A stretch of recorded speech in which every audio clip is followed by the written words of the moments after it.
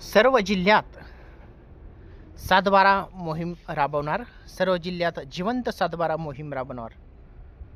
जिवंत 7/12 मोहीम राबवणार. 7/12 उतार्यावरील वारस नोंद आणखी सुलभ होणार आहे. महसूल विभागाकडून जिवंत 7/12 मोहीम सुरू. मयत खातेदारांची नावे काढून त्यांच्या वारसदाराची नोंद ही केली जाणार आहे. राज्य सरकारनं जिवंत 7/12 मोहीम राबवण्याचा निर्णय घेतल्याची माहिती राज्याचे महसूल मंत्री चंद्रशेखर बावनकुळे यांनी दिलेली आहे.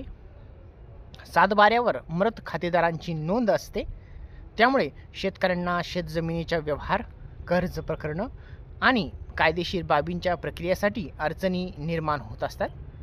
राज्यात जिवंत 7/12 मोहीम राबवली जाणार आहे, असं महसूल मंत्र्यांचा निर्णय. 7/12 संदर्भात राज्य सरकारने एक मोठा निर्णय घेतला आहे.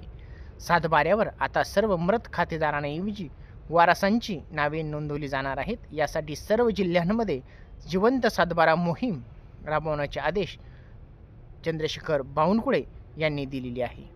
10 मेपर्यंत राज्यातील सर्व 7/12 अद्ययावत करण्याचे उद्दिष्ट ठेवले जाणार असल्याची माहिती देण्यात आलेली आहे. तर शेतकरी बांधवांनो, कशी असेल जिवंत 7/12 मोहीम ते आता आपण जाणून घेऊयात. तर जिवंत 7/12 मोहिमेअंतर्गत प्रत्येक जिल्ह्यामध्ये 1 ते 5 एप्रिल दरम्यान तलाठी गावात चावडी वाचन करतील. या वाचनादरम्यान न्यायप्रविष्ट प्रकरणे सोडून गावनिहाय मृत खातेदारांची यादी तयार करण्यात येणार आहे. 6 ते 20 एप्रिल दरम्यान वारसा संबंधित कागदपत्रे तलाठ्यांकडे सादर करता येतील. स्थानिक चौकशी करून मंडळ अधिकारी हे वारस ठराव ई-फेरफार प्रणालीमध्ये मंजूर करतील. 21 एप्रिल ते 10 मे या कालावधीत तलाठी यांनी ई-फेरफार प्रणालीमध्ये मृत खातेदारांऐवजी वारसाची नोंदवण्याच्या सूचना करण्यात आलेल्या आहेत. त्यानंतर मंडळ अधिकाऱ्यांनी वारस फेरफारवर निर्णय घेऊन 7/12 दुरुस्त करावा, जेणेकरून मृत व्यक्तीच्या ऐवजी वारसा व्यक्तीचे नाव 7/12वर येईल, असंही सांगण्यात आलेले आहे. या संपूर्ण प्रक्रियेत समन्वय अधिकारी म्हणून तहसीलदारांची तसेच नियंत्रण अधिकारी म्हणून जिल्हाधिकाऱ्यांची नियुक्ती करण्यात आलेली आहे.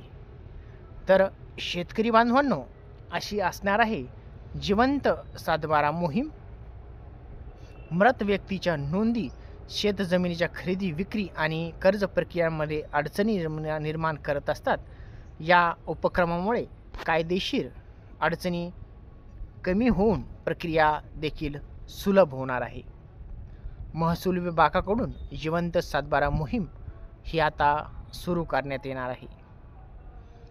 यामध्ये मयत खातेदारांची नावे काढून टाकण्यात येतील आणि त्याच्या वारसदारांची नोंदी हे करण्यात येणार आहेत.